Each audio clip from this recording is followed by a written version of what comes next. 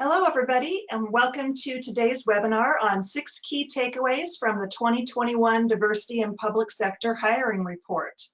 We're going to go ahead and get started, and we'll start out with a few housekeeping items. First of all, I wanted to let you know that we are recording this presentation, and the recording and slides will be available on our website in the resources section on the neogov.com site. They'll also be sent out to all of you who have registered and are attending, so you'll be getting a link to those via email as well.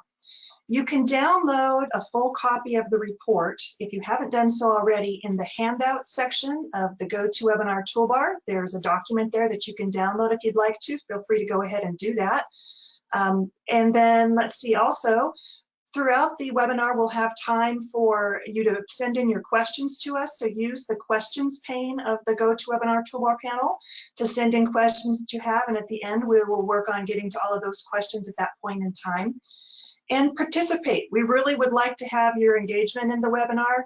We will be launching polls, we'll be asking questions, and so if you're going to be speaking on the webinar at the end during the Q&A time, be sure you enter your audio pin. And so on the audio section of the webinar, if you haven't done so already, there'll be a pin for you to enter that number, and make sure you enter the pound key before and after entering the audio pin, and that will allow us to unmute you during that portion of the call. And when we get to that portion, if you'd like to speak or ask a question or give feedback, you'll just click on the hand icon to raise your hand, and then I'll unmute you during that time. Let's go ahead and get started. So next I want to just introduce Shane and myself. So my name is Michelle Klein. I'm the Director of Product for our Recruit product.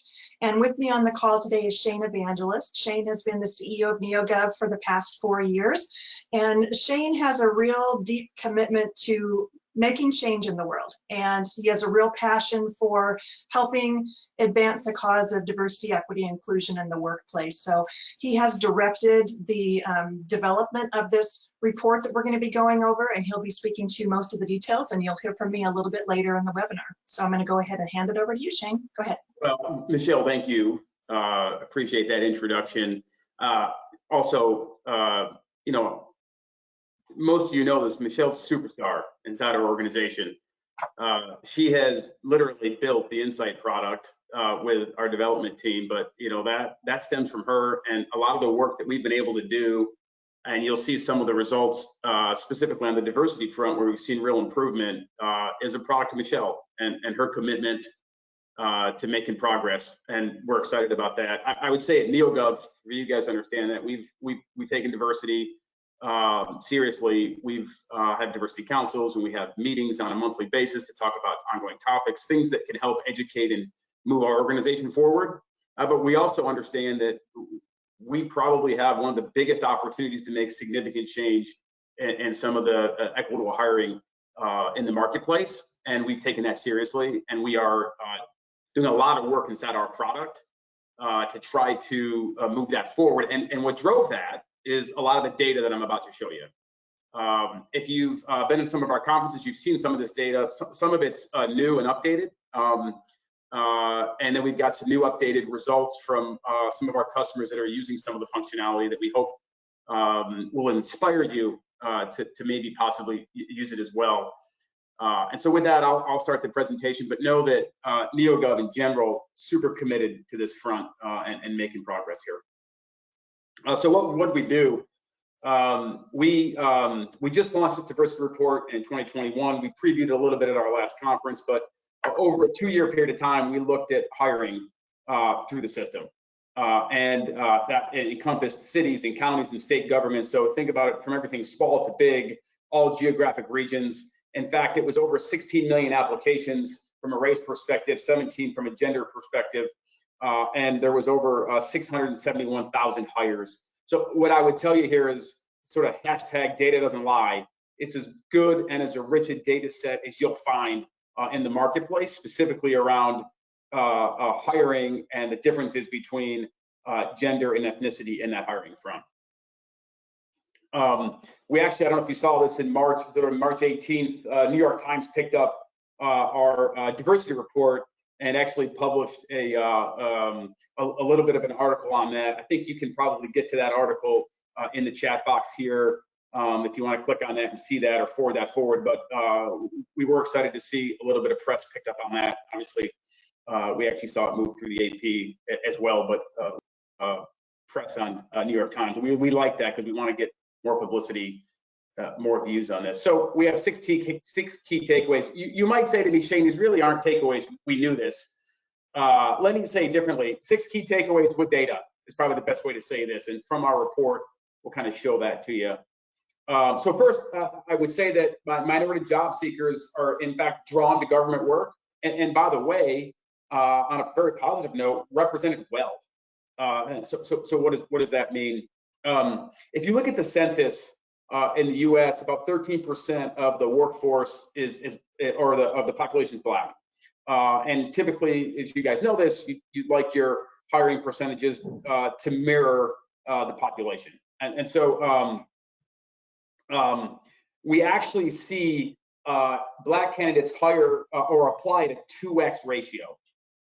Meaning while the census line is at 13% of the population, the actually applications that come into the public sector through our system is at 28% Black, and I would tell you that hiring is actually at 18%. So back to what I said is clearly we see the Black workforce drawn from an applications perspective. So that's great.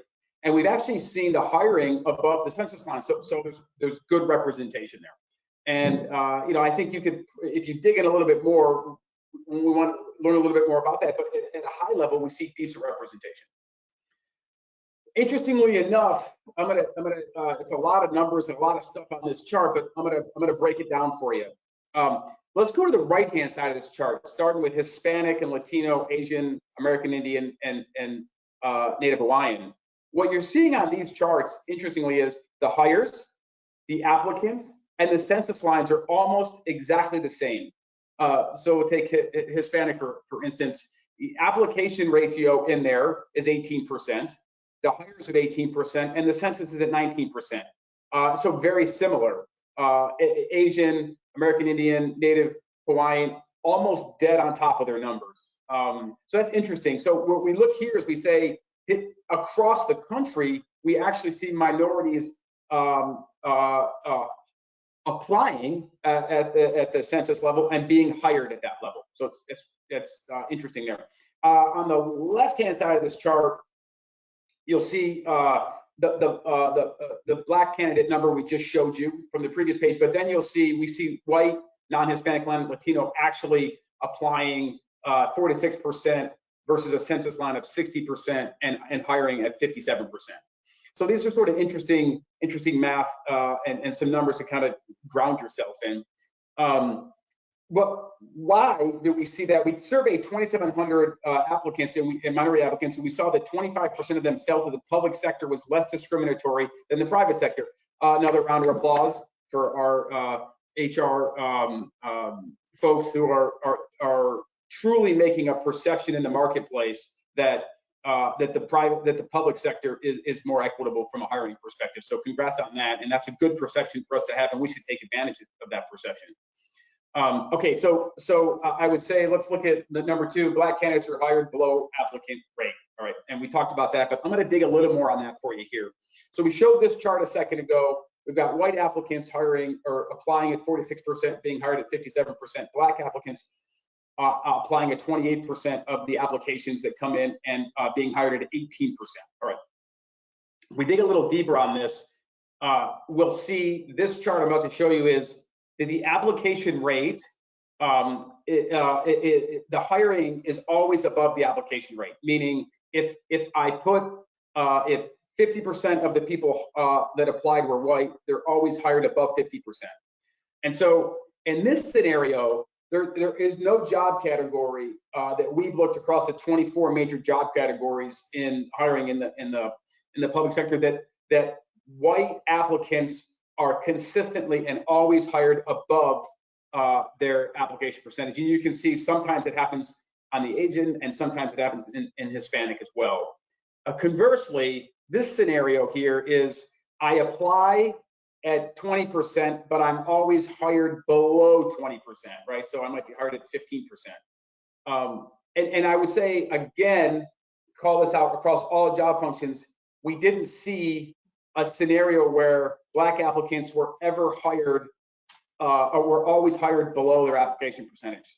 And you can also see that also then mixes into Asian and Hispanic as well. It over indexes in that area as well. And by the way, I'll present this chart and inevitably someone will say to me, but Shane, wait a second, you just showed us a chart where Black candidates are consistently hiring or applying way above their census line. So it would make sense that that they're always hired below their application percentage. And so I dug in a little bit more on this. This is a scenario where 41% of the time Black candidates apply above the census line. So we have plenty of Black candidates in the mix, but they're hired below the census line. So they said, hey, look, we've got plenty of candidates to choose from, but in fact, we didn't actually select them to be representative in the marketplace. And I also, many times I have this conversation, folks say, but are they eligible? I'll get to that in a second. The however answer is yes.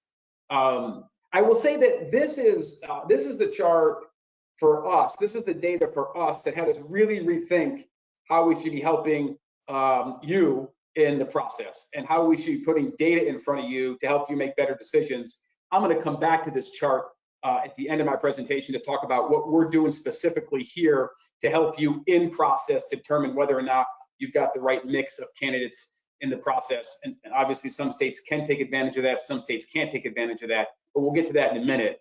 But what I want to land on here is, and I hit this point one more time, this is the scenario where we have plenty of candidates, meaning they're above the census line, but we're actually hiring them below the census line and we're not having the proper representation. Okay, number three, female and Black candidates are less likely to be hired than eligible male and white candidates, right? Again, I'm not sure this is a new takeaway for you, but at least this time I can show you what the numbers look like, what the data is saying about these categories. What does eligible mean? That's sort of a qualified group. That is, they've met all the minimum qualifications, meaning you guys know this better than I do. You post a job, you say we have to meet this criteria, and folks that meet that criteria are then moved into an eligible list. So the data we're going to talk about on a go-forward basis and these deltas is all around eligible candidates, not just applicants, but actual eligible candidates. All right. So males or females versus males. So in here we've got the applied. So let's just say there's 100% that apply. And now I'm going to walk you through the hiring process. So obviously we go from applied to eligible. And interestingly enough, after the applications come in, we actually see an increase of eligible lists by about 3% of female to males, meaning that if there was 100 candidates of females and 100 candidates of males, the eligible, we'd actually see 3% more make its way through for females than males. Interestingly enough, it drops down for about 1% on the referred list. Both of those numbers, I wouldn't concern yourself with. They really don't move all that much. Where I think we start to see a dichotomy in eligible females versus eligible males is in the interview process, where we see a 13% drop. What does this mean? This means that if I have an eligible female versus an eligible male, the female is 13% less likely to get interviewed than the male is. And then if I move that forward to the hire of the pool that got interviewed, females are 15% less likely to be hired than males. And so what we really see here from the referred list to the hired list is a 27% drop or females are 27% less likely to be hired than males that are eligible. And so that's effectively what we see the delta between females and males. All right, let's take a step forward here. Let's do Black versus white applicants. Same thing, 100% apply. We actually see a reduction of Black candidates being eligible than white candidates. Some of that could have to do with what the criteria is. And interestingly enough, when I talk to a lot of HR managers about this, this is where they spend most of their time focusing. Are we sure we need a college degree for this job for people to be eligible? And most of the time what I hear is a lot of focus is trying to figure out how we reduce the eligible requirements so that we can get more population of candidates in. What I will tell you is this isn't where the problem is, in my view, of why we aren't seeing more Black candidates hired versus white applicants, and specifically in that area where we are above the census line in applicants, but below the census line in hires. The referred list goes up a couple. Again, let's step those for a side. Let's now go to this issue of interview. So I got an eligible Black candidate versus an eligible white applicant. And what we see here is a significant drop in the interview process. So we see Black candidates interviewed 32% less time than we see white candidates, and then we see a 19% reduction in the hire rate off of that pool. So really, we're seeing a 43% drop of eligible Black candidates to eligible white candidates. And I think it's important to make sure we keep talking about the word eligible here, because this is what we're seeing from all the numbers across those 17 million applications and 617,000 hires. All right. As you can see, I'm going to keep moving through these numbers here quickly for you. There'll be certainly an opportunity to ask questions at the end, so please write those down. Okay, number 4, no surprise here. If female candidates are worse than male candidates and Black candidates are worse than white male candidates, then the question is, how bad is it for Black female candidates versus white male candidates? And what we see is about a 58% drop. Let me walk you through that. 12, so we got the applicants, we've got them at 11% drop in eligibility, a 2% increase in the referred list. This is the area where we really see the drop. We see a Black female versus a white male. She is 39% less likely to be interviewed. And once interviewed, she's 31% less likely to be hired. And so what we see is this 58% drop. And this is where we've spent a lot of time trying to figure out, how do we address this? How do we move this needle forward in the organizations that we can affect with our software? We certainly can't do it from a training perspective. We have software that can help you do that. But from a systematic perspective, what can we do inside Insight to help move that needle from less than down 58%? If you want to see it like just on a numbers perspective in the system, we have a 1.5 million white males applied during this period, and 180,000 of them were hired. So 1.5 million males that were, not applied, that were eligible, and 180,000 hired, about a 12% ratio of eligible to hired. We actually had 1.2 million Black females be eligible, which is incredible when you look at the difference between the population base of white males versus Black females. But we had 1.2 million Black females come through the system, and 62,000 of them were hired, right? And so that's a 5.1%. And so what you're seeing here is like they're 2.2, 2.3 times less likely to be hired. And I want to stop here for a second, because if you were a candidate and you were 2.5 times less likely to be hired, you'd probably have to apply twice as much. And so if we go back to that first chart where we show census line at 13%, but higher rate, but applications at 28%, these numbers start to make sense. That in fact, actually, Black females have to work more than twice as hard than white males to get hired. And in fact, if these numbers were constant, meaning Black females were hired at the same 12% rate that white males are hired, we would have hired an incremental 82,000 Black females into the public sector workforce during the year, or during this period of time. So what do we do? How do we correct this? What can NEOGOV do to see if we can't move this forward? And one of the areas we're doing is PII blinding, and we've seen some real progress here.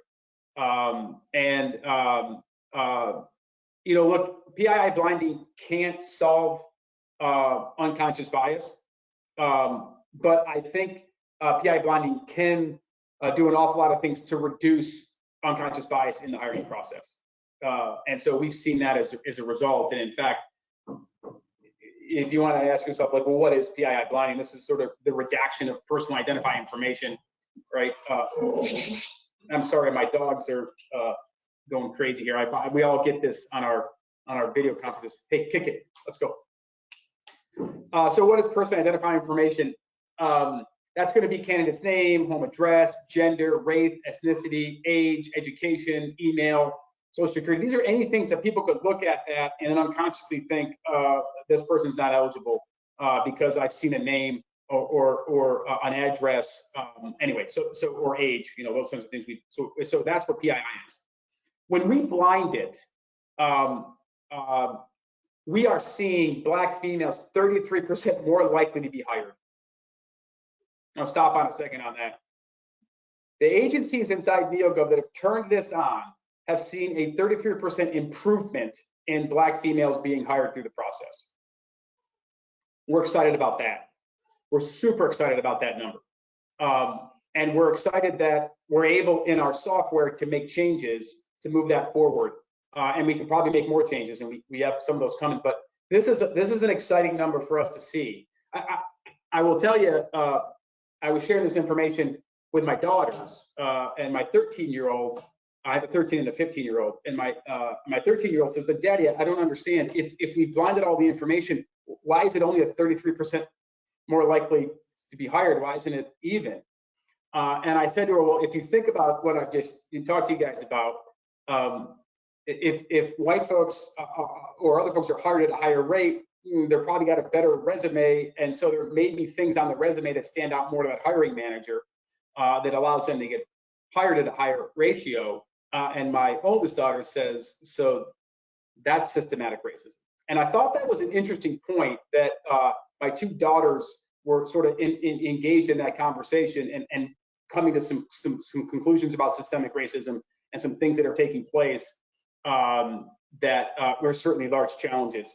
Us at NEOGOV, we're excited about being able to try to move this needle forward to some degree. Well, so I think, Michelle, I'm going to turn this over to you for some poll questions, yeah?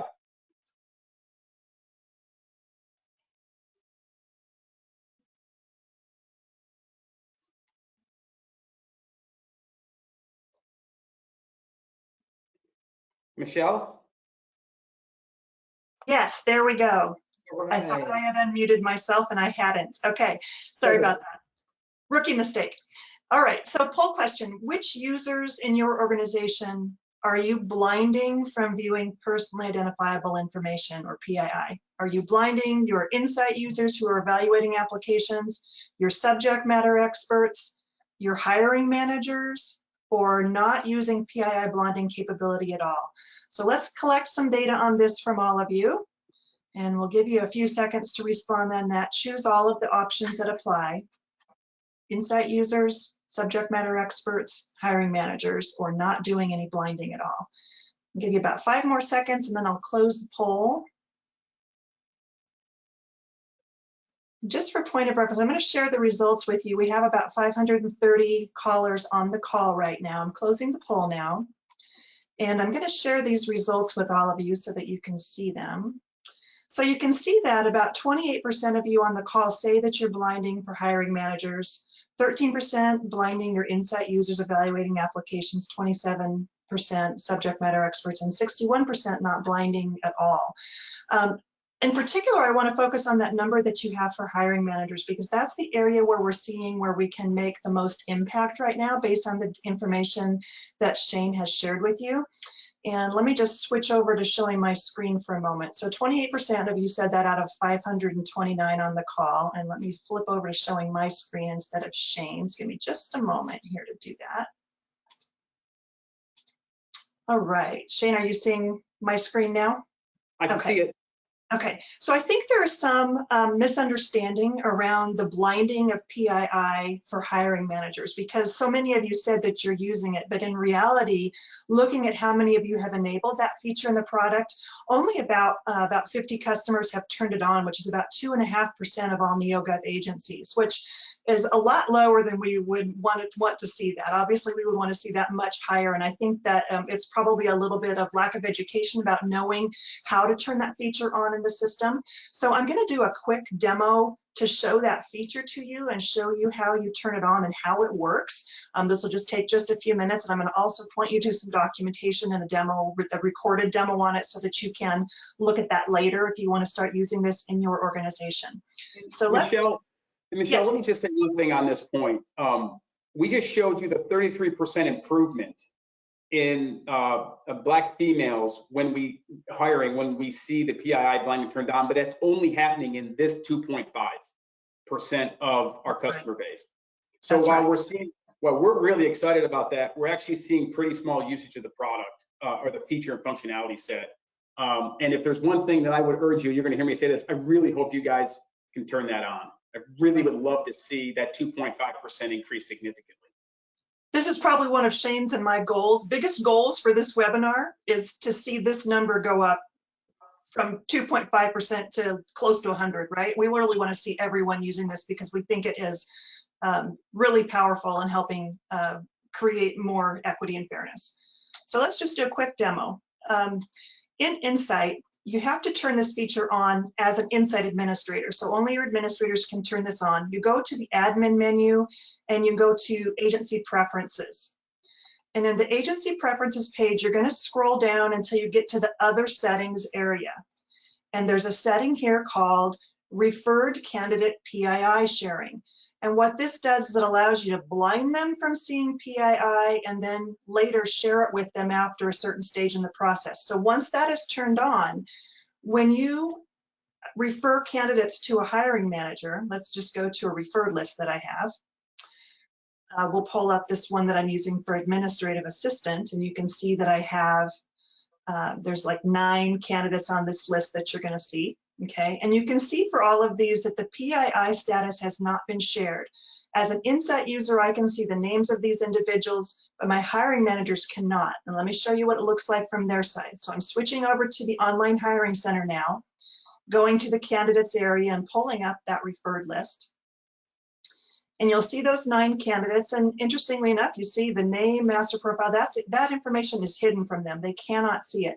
They can view the rest of the information on the application though. So if I click on a candidate, you're going to see their work experience, how they filled out the application form, where they worked, where they went to school, and so on, their answers to any questions that were asked, and so on. But you don't see their name or their address here. Anything that's going to suggest to you their gender or ethnicity or socioeconomic status, anything like that, that's not going to show up there. So let's say they review these applicants and they're going to pick a few that they want to interview based on just the content of their application, not knowing what their gender or ethnicity is. And so they pick a few people here. They say, okay, these are the people that I've identified that look like good, strong candidates that I want to bring them in for an interview.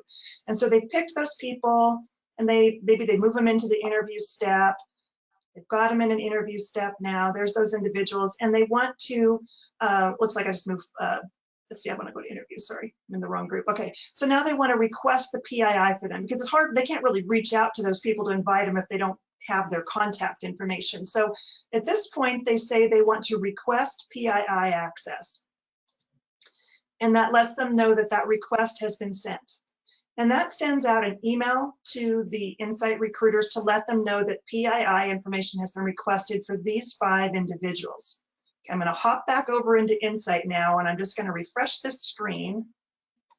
And you're going to see that which candidates they requested PII for. You can see the first, second, fourth, fifth, sixth person it was requested. So we can review this and make sure that it looks like they've done something logical. If we think that we want to suggest that maybe they should include this other person or something, we can do that.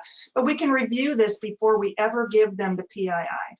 And once we've decided we're going to share that information with them, we choose the option to share candidate PII for those selected individuals. Click go on that. That information gets shared. And now I'm going to switch back over to OHC again.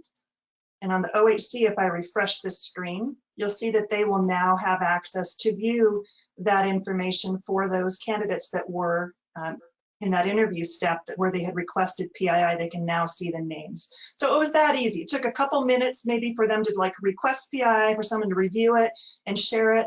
I know it is a tiny bit of extra effort, but I would argue that it is well worth it if it's going to help you reduce bias in that part of the process. And that's the part where Shane was showing you how much of a reduction we were seeing, or how much of an improvement we were seeing in Black women being invited in for an interview just by hiding that PII information. A lot of people, they don't believe they're racist. They don't think they want equity, and yet there are still unconscious biases that play into the mix. We all have them, and so I think it's really important that we recognize that and we try and address it by making sure that we're looking at just the objective criteria in the process. So that's a demo of that feature. Just real quickly, I want to show you. Let's see here. I want to show you where you could get information about that. When you're in NEOGOV community, on the top right, you should all know where the link is to get to help and training so that you can get into NEOGOV community. If you go into NEOGOV community and just search on controlling PII access, this article will come up with my name on it. You'll see that there. That's where you get the step-by-step instructions for what I just showed to you. And you can also watch the demo video here. So if you want to have a little 2-minute video refresher on this, you might just want to jot this little link down right now that'll let you watch that video that explains that feature that I was just showing to you. All right, now another poll question. So we're going to ask you about, do you anticipate turning that feature on, and how soon do you plan to turn it on? So I'm going to launch that poll question for you. So are you going to turn it on right away, within the next 3 months, within the next year, or no, you don't think you will probably use that PII blinding feature for hiring managers? Okay, we'll give you a little bit of time to respond on this one. Give you about 5 more seconds and then we'll close the poll. Looking for a few more votes in here. We've got almost 50% voting out of 510 callers. Let's go ahead and close the poll. Okay, so a lot of you saying you're going to start using this feature over the course of the next year. About 22% said you're not planning to use it. We really would like to understand more from you as to why that is. Is there a reason for that, and you know, in terms of just within your organization, or is there something lacking in the functionality that's preventing you from using it? So that's something we really want to get information on that from you. If you could provide that information to us during the Q&A time at the end, that would be really helpful. If you're not comfortable raising your hand or unable to speak on the phone for whatever reason, you could use the chat feature to share that information with us, but that would be very helpful information for us to better understand that. Yeah, or on that front, I'm really easy. I'm Shane at neogov.com. Forward it to me. I'm happy to. And I'm Michelle at neogov.com. We're really easy to, our emails are easy. We're not that hard to get in touch with, yeah. Yeah, exactly. Okay, so let's move on to the next item. So number 6 takeaway, scoring interviews can help in reducing bias during the interview process. A lot of you may have been on the NEOGOV community live call a few weeks ago in March that we did. And if you didn't, I did a session during that call on mastering the interview process. And we talked a little bit about this point during that particular webinar, and it might be an interesting one for you to go back and watch. If you go to NEOGOV community and look at user calls, you could go back and find the recording from that. But scoring interviews is a really important way to help reduce bias during your process. And part of what you want to do with scoring interviews, there's a lot of things I can say here, and I won't go into a super long explanation, but I would say having a panel of people on your interview so that you're getting different perspectives, having diversity in that panel, so you're representing different ethnicity groups and both genders, and also making sure that those raters, that when they're going through those interviews, that they're keeping their ratings independent of each other, not sharing them with each other until after the fact. But actually having a set list of questions that are consistently asked of all candidates so that they're all being evaluated on the same criteria, and having a scale on which you evaluate those candidates where you've defined what you're looking for in the answers. You know, you're looking that they have done certain things, that they've answered certain elements in a question, and how you're scoring them. It's much more objective. It's going to take out a lot of that, okay, I interviewed these 5 people and this one really seems like the best fit. I really like this guy. Why? You haven't really quantified why.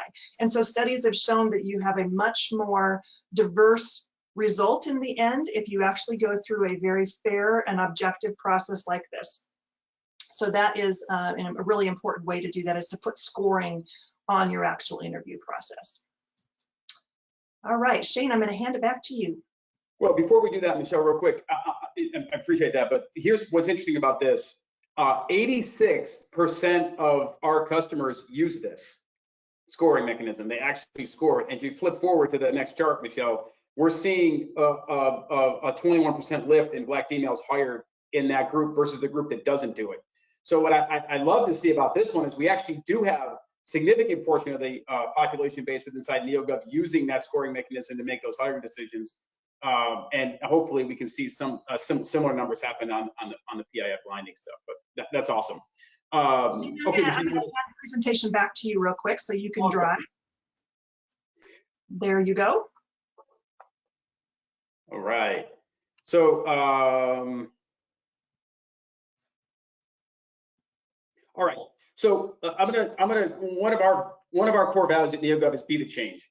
And we do that throughout the organization, whether it's a small thing or a big thing. I think that you as an individual can be the change. We as a company can be the change. And I want to bring you back to this slide that we talked about earlier about how we want to be the change in this environment. Again, this is that, I'm going to hit this hard again.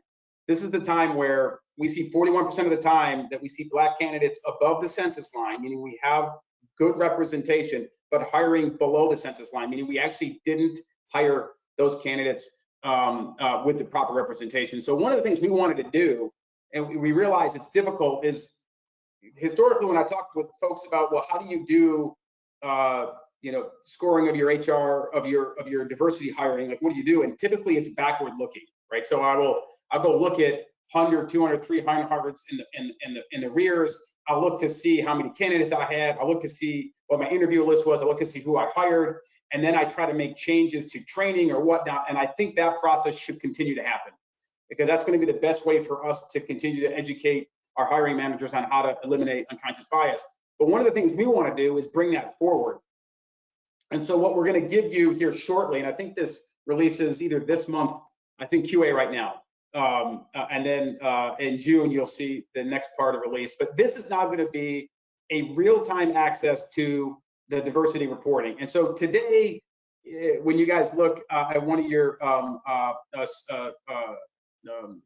scorecards, you can see in Insight where you might be trending low on number of applicants that you're trying to hit your targets at. So maybe your applicant count is 30 and you're trending at 20, and our system says, hey, you're going to be below that applicant count. You might want to take some actions. We've now taken that same discipline and applied it to diversity. And so you can set your targets in diversity. It could be based on your census data. It could be more aggressive or less aggressive, but whatever target you want to set will be in the system as your target or census line.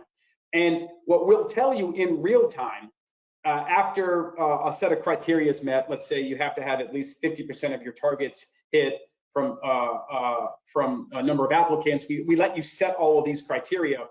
At some point though, we report back to you that says how you're doing. So in this specific scenario, you would say, oh, look, we are low. You can see that we're low on Black and Asian applicants off our targets for the interview list. And so now you've been reported, and the good news about this is it's in the actual process itself. Like we can see that while the recruitment's going on. Then what we do is we actually bring what we call a quick add to you. And we say, look, since you're low in these areas, and in fact, you might have been low on a female candidate, we have candidate 1 through 10, and they have these criteria. Would you like to add them to the interview list? What we're trying to do here is make it super easy for you guys to, and by the way, I'm sure a bunch of people are gasping right now. You can turn this functionality off. You do not need to use this functionality. It will be up to you, both on the reporting front as well as on the ad front. The point here is for the folks that want to use this, that want to make sure that in the hiring process itself, that where you're low on diverse candidates, but you have enough, that we're able to quickly add those in, and then you'll be able to see relatively quickly that now you're on track with the reporting that you want. All this will be released this quarter. We'll have a webinar in the third quarter to review it so you guys can see it and understand it if you want to use it. Again, I'll be very clear. Some states can't use it because they have hiring guidelines that don't allow you to use it. Unfortunately, the state of California won't be able to use that quick add functionality. They'll certainly be able to use the reporting functionality. Some states will be able to use it. It's up to you to figure that out, but we want to give this as an option for you. We want you to be able to take action in real time. So I'll review here our 6 key takeaways.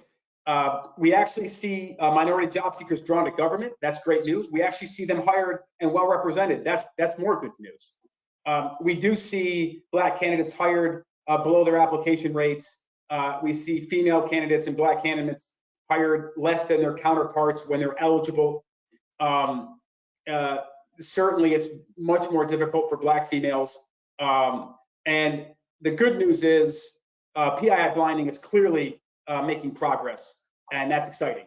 And we hope that you will consider that. And then second, scoring clearly makes a big difference on the bias and interview process. Both of those two we see make bumps, which is exciting for us, which inspires us to continue to make more progress in that front. And then there's we've launched a whole bunch of stuff at NEOGOV around this, and you certainly have access to it at neogov.com in the resources section. So please, if you need that information, please take advantage of it. And with that, I think we'll open it up for questions. Okay, Shane. So one question about the report that came in earlier in the call was about how does the hire line exceed the applicant line? There was some confusion about that in one of the early charts that you showed. I don't know if you want to bounce back to some of those earlier. Hire line, it's a percentage. Yeah. So it's percentages of the people that come in, but I don't know where.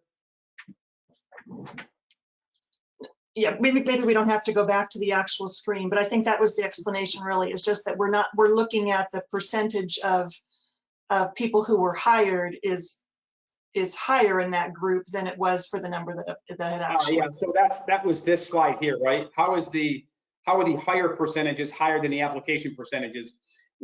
So great question, and I think it's actually laid out probably here. So if I have 46% of white people are the applications that come in, 57% of the hires are white. So that's how it would be higher. It's not a funnel down, it's of the group that's in that group, then what percent are hired of that mix? That's what that explanation would be. Okay, and then the next question was around the comment that was made about the Black workforce is represented well in government. And the comment was, that's not the experience on the ground for this particular user. They want to know, where is this happening and what positions is it that Black workforce is represented well in government? Well, we can certainly pull those. What I can tell you is, probably should have said Black workforce is being hired recently, or at least hired represented well. Obviously, our systems are deployed at different times in the hiring process, and it may not be. But what I'll show you here is on this chart, and so we can, let's go back up here. I apologize. Let me just get to the. So here in this chart here, what you're seeing is the census is 13%. I don't know what it is in your specific area. The great thing about the technology we have coming out is we allow you to set it whatever your census population is, for whatever population set you want to set, you can actually put it in there. What we're seeing is we got a lot of applicants. What we're seeing in general, though, is 18% of the hires are Black versus 13% of the population. And so what we're saying is it actually, from a hiring perspective, is represented. We see representation actually on a positive note across those. If you looked at those 671,000 hires that were made, 18% of them were Black versus what you would have expected to be 13% of them. Okay, and then Shane, another question that was coming in was a little bit around what organizations were included in the study. And, was it cities, states? You want to talk a little bit about where the data came from? Yeah, so it was everybody in our entire data pool. And we did some people don't use the system to its fullest, so we had to get rid of some of those. So the data set we started with was about 27 million applications. And we ended up bringing it down there to 16 million, as we wanted to make sure that everybody was following the same process, so we could measure it through that process. And that would entail everybody from state organizations to very small agencies or special districts. So think about this as everybody across the country, all geographies. We have this data broken down by geography. We have this data broken down by job type. We have this data broken down by every single function you could imagine. And we can tell you how the hiring differs, again, geographically. We've got it broken down by what we consider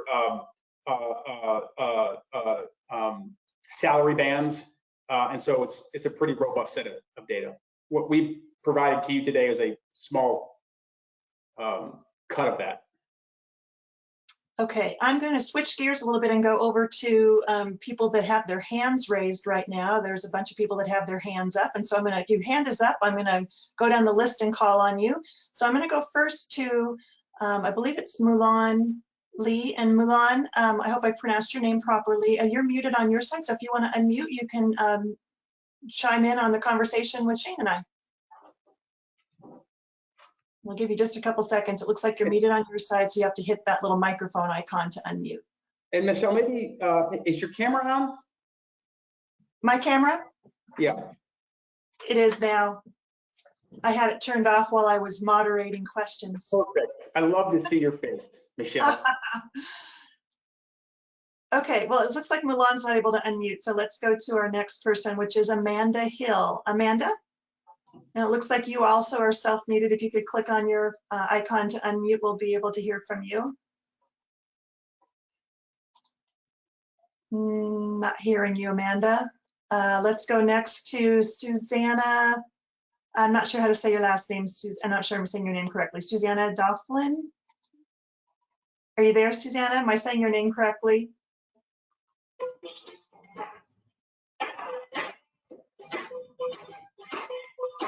Just getting some background noise, so let me go ahead and mute there.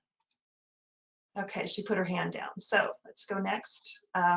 We're 0 for 3 so far. Let's go to Rodrigo Valdivia. Have I said your name correctly, Rodrigo? You have. Do you hear me? I do. Hear you loud and clear. Glad we got you. Excellent report. I actually posed the PI blinding after reading it. And the response was, I don't think that having a conversation with the HR analyst to see how making PI blinding work helps, because the problem doesn't occur at any of their recruitment steps. Our director is correct that graders don't see names or personal identifying information. The hiring department manager gets to see the names and contact info only when setting up interviews for the referred candidates. At the top 4 to 8 candidates referral stage, the hiring department has no option but to interview the referred candidates who have been graded PI blind. So I'm not sure if it's already as if PI blind is on, or is there, there's a big drop off from the referral to the interview process. And so we typically refer the top 8 candidates. So is it possible that they're just that, Black females are often falling outside of that top 8 scoring, or is there any insight that you have? Are you saying that when you send over a list of candidates, the hiring manager contacts all of them? Yeah, we refer top 8. So that process really wouldn't be relevant to your organization in that scenario where they're reaching out to all of those top candidates. It's really a matter of when you're giving them a list of candidates and then they're picking a subset of them. That's where it's really relevant to have that PI blinding on, so that they're not being biased when they're picking that subset to invite to interview, because that's the part where we're noticing the biggest drop off between, when we compare white males to Black females. Yeah. Okay. Okay. Great, thank you. Let's see, let's go to Esther Garcia. Esther, are you there? Looks like you're muted. Give you a moment to try and unmute. Okay, looks like we're having a lot of difficulty with the unmuting piece. I think I'm going to go back to the questions that have been sent in on the questions pane. There were a few questions that were asking about the particular functionality of the system, which I'll go ahead and address. Some people were bringing up the issue around needing to be able to have the hiring managers view the attachments with resumes and so forth that have the information on them. And you may not be aware that we have a feature that we've released. It's still in beta at this point, but it is available. If you want it, we can turn it on for your organization. And the feature is that we allow you, we can blind the PII on attachment documents like resumes. We have some technology that it goes through and basically blacks out any of that PII information. It does require you to review it, to do a quick review to make sure it's correctly blacked out the right information as it's reading through those documents, but that would address any attachments that you might have to the application. Also been some questions about, do we have the ability to do PII blinding on a job-by-job basis? We do not. Right now it's a master switch. You turn it on and it applies to all of your recruitments. We have heard some requests to want to be able to do that by department, and I think that that might be helpful for the rollout of the feature, to maybe get 1 or 2 departments on board with it and then roll it out to others. So that's something that we're evaluating for a future enhancement. On a job-by-job basis, I guess I would want to understand more why you would want to do that. Why would you want to use it on some jobs and not on others versus, you know, you really want to eliminate bias across the board. So I would want to understand the need for that better before we would go look at a feature like that one. Let's see here. No more questions for Shane. Let's see. So one of the questions that came in during the early part of the presentation, Shane, was around, are we assuming that the BIPOC numbers in the report are correct in regards to the most recent census? They were questioning if that was accurate. Yeah, so the census data that we use, we actually do it on a weighted average against each one of our agencies. And it is against the most recent census data. Okay. I mean, make sure they understand that we didn't just take the overall census of 13%. We actually take every single agency that has it and the census in that area, and then we weight average that against the population base in that area to get to our total 13%. Okay, I'm in the middle of skimming down through questions while you're answering here. Some of the questions were around subject matter expert review. You do have the ability to blind SMEs from viewing PII. There are settings for that in Insight on the user permissions page. So you can control whether or not your SMEs have access to view that information. So that would be something that your Insight administrators would set up when they're giving permissions to OHC users. Let's see, what's next? Questions are coming in fast. So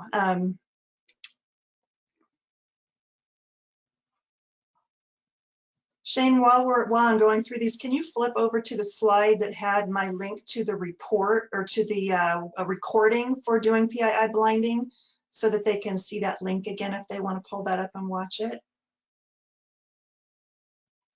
Is this it here? No, after the demo, when after the demo okay. slide, there's the one that shows the little link to the recording. I think that's most of the ones that are in the questions pane. Let me see if we've got hands up still that I can call on. Hopefully we can have people be able to unmute. Okay, I see a hand up from Amanda Hill. Amanda, I'm going to unmute you. And it looks like you're muted on your side. Are you able to unmute and ask your question or share your feedback? No? Okay, let's try Anthony Morera. I'm not sure I'm saying that right. Yes, can you hear me? Can you hear me? Yes, go ahead. Thank you. All right, we're in business. Good evening.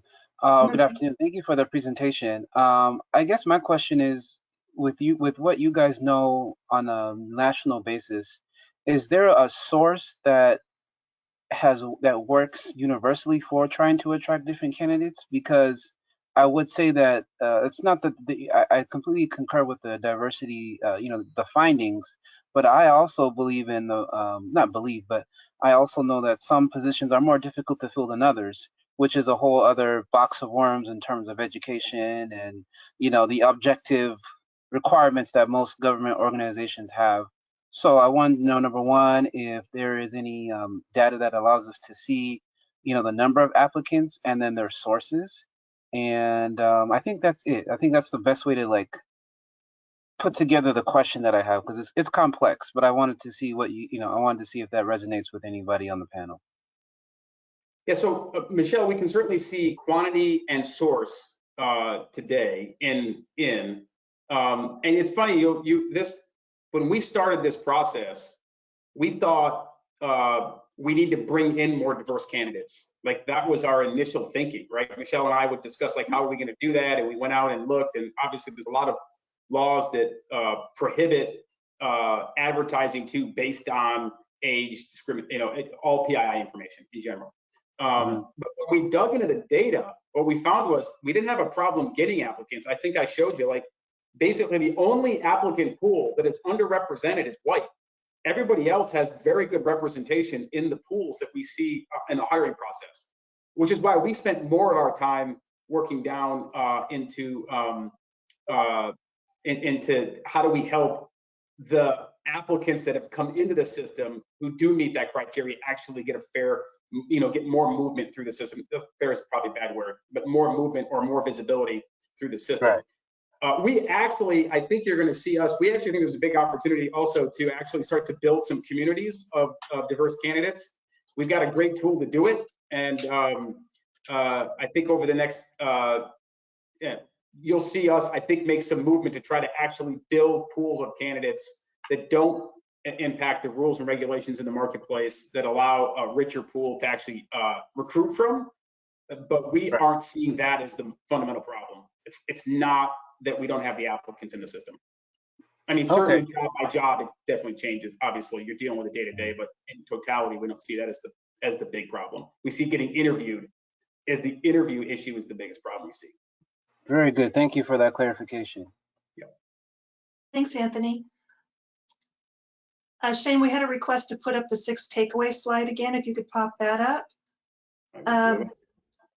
And let's see, I had another one I was going to share with you. There was a question about Appendix D that states, in the Appendix D in the report states that white candidates made up more than 60% of the hires for each job category, but Appendix A says that white candidates were 57% of the hires. Can you help explain how those two figures relate?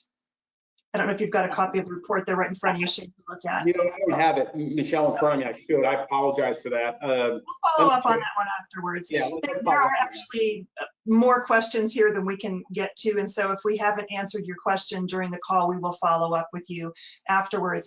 In the meantime, there's still a few more hands up. Let's try to see if we can get any more of these working here. Let's go to, I think it's Nashika.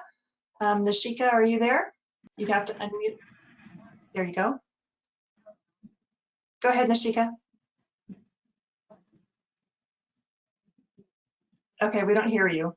So I'm going to go ahead and mute again. And then let's go to Sarah Hendrickson. Sarah, are you there? Hi, can you hear me? Hi, we can. Go ahead. Hi, thank you so much for your presentation today. I really appreciated all the information you shared. And I just wanted to chime in about the poll question for the PII blinding. I'm one of the agencies who answered no, that I will not be using it. And that's because I'm in a similar boat to Rodrigo that we spoke to earlier about the only candidates that we refer to the hiring managers are ones that have to all be interviewed. Per our personnel rules and regulations, we only refer over a certain amount of candidates based on how many vacancies we have, and they all have to be interviewed. So I wanted to put that out there as to why I was one of the agencies that answered no on that. But then I also wanted to follow up and say that we do not currently use the interview scoring function.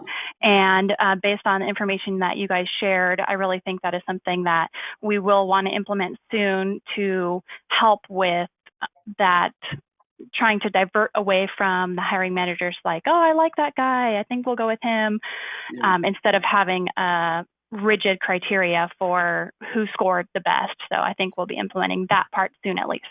So the other thing I would tell you is, and I would say that to everybody, anybody who's got that fixed number that gets pushed to the hiring manager for the hiring, that's great. I would recommend and encourage when we launch the tool around the reporting function, it tells you what the mix of those candidates are that you're sending across. You may find some real value in looking at that real-time report and say, oh, interesting, we may want to look at the pool of applicants we have in there. And that's not necessarily to eliminate someone from the process, which I can see could be problematic, but I do think that real-time reporting, as you start to build that interview pool, may help you. Yeah, that's great advice. Thank you. I'll look into that. Great. Michelle, I think we've hit our time here. Yeah. Here's what I will tell you. On a quarterly basis, we'll be bringing this to you, something in this front. Maybe it'll be a speaker, maybe it'll be more information about how the system's working, maybe more some data that we've got back, but we're committed to continue this dialogue.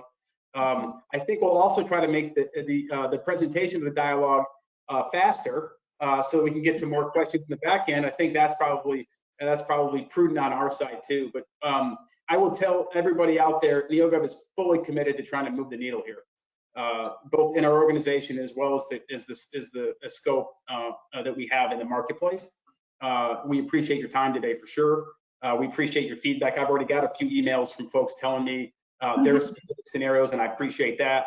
And then the last thing, if you can, I'm begging, pleading, turn on that PII blinding. Yes. So I can tell you the slides, the recording and the slides are being sent out to you via email afterwards. For those of you that were worried you missed some points in the slides, you're going to get those sent to you. So feel free to, we'll encourage you to take a look at those later. And yes, there were a lot of questions we were unable to get to, but we will follow up with you afterwards. And if there are other questions that you want to ask us that you didn't put in the questions pane, feel free to reach out to either Shane or I afterwards. We would be happy to talk with you further on it. So thank you for being on the webinar today. We really appreciate it. Shane, thank you for your presentation. And thanks so much. Have a good rest of the day. All right, guys. Take care. Bye, everyone.